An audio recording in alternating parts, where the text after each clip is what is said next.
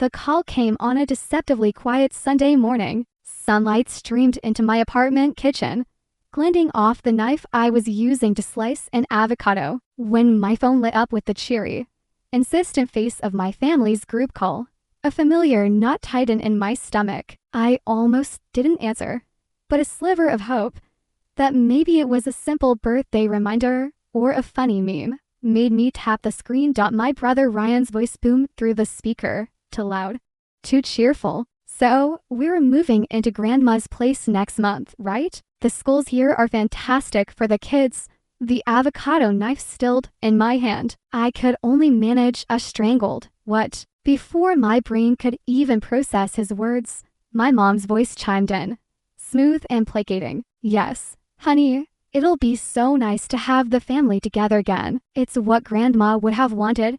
Then my dad, with that final, patriarchal tone he uses to end discussions, added, "Claire will understand. She doesn't need that big place all to herself out in the suburbs, tucked away like some museum piece." I froze. My knuckles wet around the phone. They weren't asking, they were announcing. I was standing in my own kitchen, listening to my family casually plan their occupation of my home as if they were booking a vacation rental for a family reunion.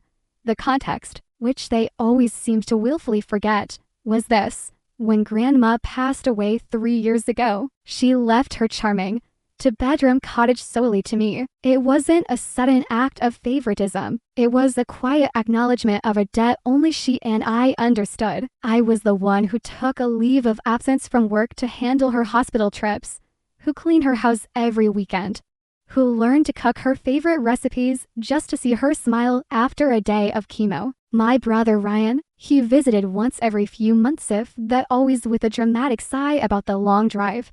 But now, after years of near silence, he and his wife had decided that Grandma's old house, the one I had poured my savings and my soul into, should belong to everyone. I had legally bought out their small inheritance shares. I paid for the new plumbing when the old pipes burst last winter. I covered the property taxes and the roof repairs. The deed, with my name alone on it, was in my safety deposit box. Yet, my parents and brother clung to this collective fantasy that Grandma's house was family property.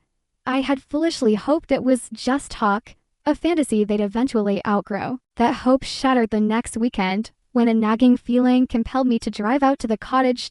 As I turned onto the familiar, tree-lined street, my stomach dropped. There, parked haphazardly in the gravel driveway I had recently repaved, were 2 large moving trucks. The sight was a physical blow. Ryan was standing on the front porch I'd painted myself last summer, directing to movers with a nonchalant wave of his hand, like he was the lord of the manor. Cardboard boxes labeled Ryan's office and Liam's room were stacked precariously on my grandmother's prized rose bushes. "Ryan, what the hell is this?" I asked, my voice dangerously low. He turned and smiled. That infuriating, condescending smile that always made me feel like I was overreacting. "Oh, hey Claire, Mom and Dad said you wouldn't mind. We're just getting settled before the kids start school." "Settled? You are not moving in," I snapped, the heat rising to my face. Just then, my mom came out the front door, carrying a box of her good china. She pretended not to hear me, her eyes skittering away from mine. "Oh, sweetheart, don't be dramatic. It's family property. You have that lovely city apartment. You don't need this place too." I couldn't believe what I was hearing. The sheer audacity stole my breath for a moment. "Mom, I own this house. I have the deed in my name. This isn't a discussion." Her expression shifted instantly. The cheerful mask melted away, replaced by a look of profound, wounded betrayal. Her voice trembled with a practiced hurt. "After everything we did for you, Claire, you can't even let your own brother and his family stay here? What's happened to you? You're being so heartless." That's when Ryan's wife, Amanda, stepped out onto the porch, wiping her hands on her jeans, her voice dripping with that saccharine, fake sweet tone she reserved for making her manipulations sound like concern. "We just want what's best for the kids, Claire. They need a yard, a stable place to grow up. You're single, you wouldn't understand that kind of pressure." It felt like a slap. The implication that my life, because it wasn't a carbon copy of theirs, was somehow lesser, and that this made my claim to my own home less valid. I pushed past them, my heart hammering against my ribs, and stepped inside. The violation took my breath away. My grandmother's cozy living room was filled with their bulky, modern furniture. Their garish, store-bought curtains hung where her handmade lace ones used to be, and in a corner, near the trash, a pile of my grandmother's old photo albums was tossed carelessly, a fine layer of dust already settling on the memories she had so carefully curated. My composure finally shattered when I checked the mail slot. My mail had been pushed aside, and a stack of new envelopes sat on top. Bills, catalogs, all addressed to Ryan and Amanda. They had officially changed their mailing address to my house. This wasn't a temporary stay. This was a hostile takeover, complete with administrative paperwork. I couldn't breathe in there. The air was thick with their entitlement. I fled to my car, the one space they hadn't yet invaded, and broke down. Sobs racked my body as I sat in the driveway, watching the shadows lengthen across the home that had always been my sanctuary. I felt like an exile, a ghost in my own life. But grief quickly hardened into a cold, sharp resolve. I wasn't naive. I had seen what family entitlement could do, how it could rewrite history and erase boundaries. So, while they were inside, smugly believing they had won by simply occupying the space, I quietly began to fight back. I started collecting evidence. Every text message that said, "Just let it go, it's easier for everyone," was screenshotted. Every voicemail from my mother pleading, "Don't be difficult, Claire," was saved. I took photos of the moving trucks, the stacked boxes, and the changed curtains. I found Ryan's social media post, a picture of him grinning on the porch, captioned, "Finally back in grandma's home, #family first." I screenshot that too. They were building a narrative of a happy family reunion, and I was meticulously building a case for trespassing. The next week, my parents called again, their voices a practiced duet of disappointment. "Claire, we're all adults here," my dad began, his tone weary, as if I were a petulant child. "Stop making this a legal thing. It's beneath you." I took a slow, steadying breath, my own voice unnervingly calm. "Then stop treating my house like it's your property." He sighed deeply, a sound I knew was meant to make me feel guilty. "Your grandmother," he said, pausing for dramatic effect, "would be ashamed of your greed right now." That line broke something inside me. It wasn't just anger. It was a profound, soul-deep hurt. Greed. He had the audacity to name my love for the home I cared for, the home I'd earned, as greed. While he endorsed the theft of it, I was the one who had spent years on the front lines of grandma's decline, changing her sheets and holding her hand, while the rest of them disappeared, only to reappear now with their hands out, demanding a piece of a legacy they had done nothing to build. The hypocrisy was a physical poison in my veins. The isolation became a chilling campaign. Soon, my phone became a weapon turned against me. Relatives I hadn't heard from in years began calling and texting, their voices and words laced with a manufactured disappointment. My Aunt Phyllis left a long, sighing voicemail. "Claire, honey, it's just a house. Bricks and mortar. Family should always come first. Don't let a piece of paper tear us all apart." Even my cousin Mark, who hadn't bothered to send a card or make a phone call to grandma in the last decade of her life, texted, "Heard you're really making a scene over some property. Seems pretty cold. Ryan has kids to think about."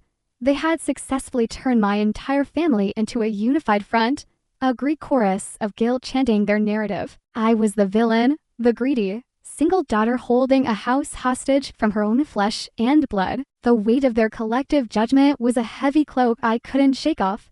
But what they didn't know, what they were so arrogantly oblivious to, was that I had already moved from heartbreak to strategy. While they were busy rallying the troops, I was in a quiet, polished office across town. My attorney, Emily Sanchez, a sharp property law specialist with a no-nonsense demeanor, had listened to my story, her eyes scanning the documents I placed before her, the deed, the financial records of the buyout, the repair receipts, and the damning screenshots. She didn't flinch. "This isn't just family manipulation, Claire, she said, tapping a perfectly manicured nail on Ryan's #family first post. This is a calculated attempt to establish residency through deception and coercion. We don't have to play their emotional games. We'll file an official, formal eviction notice.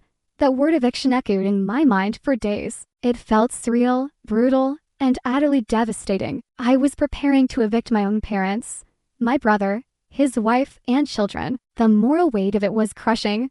The final breaking point, the moment that solidified my resolve, came a week later. Driving by the house on a whim, my stomach twisted into a fresh knot. There was a man I'd never seen before, laughing and flipping burgers on my deck, a beer in his hand. I pulled over, my hands trembling on the steering wheel. Ryan said to make ourselves at home. The man cheerfully explained when I approached, his smile faltering under my stunned expression. Said the family owned the place and we could use the lakefront anytime. Anytime, the word echoed. They weren't just moving in, they were giving my home away, erasing every boundary I had, treating my most cherished possession as their communal vacation property.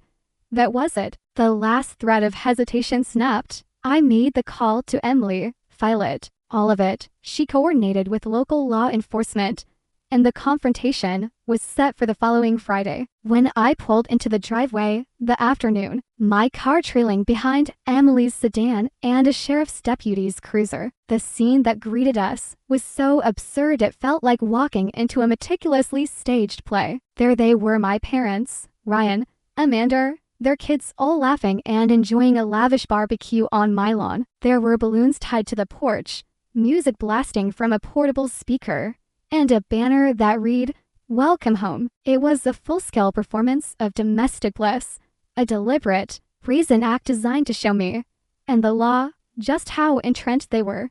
My mother's face crumpled the moment she saw the sheriff's uniform. "Claire, how could you do this to your family?" she cried, her voice a practiced tremor of devastation. Ryan didn't move from his spot by the grill, crossing his arms in a show of defiance. "You're really calling the cops on your own parents?" he sneered. I didn't answer. Their words were just nice now. I simply handed the sheriff the thick folder of ownership papers. He reviewed them and turned to my family, his voice flat and final. "You are trespassing on private property. You have 48 hours to vacate the premises."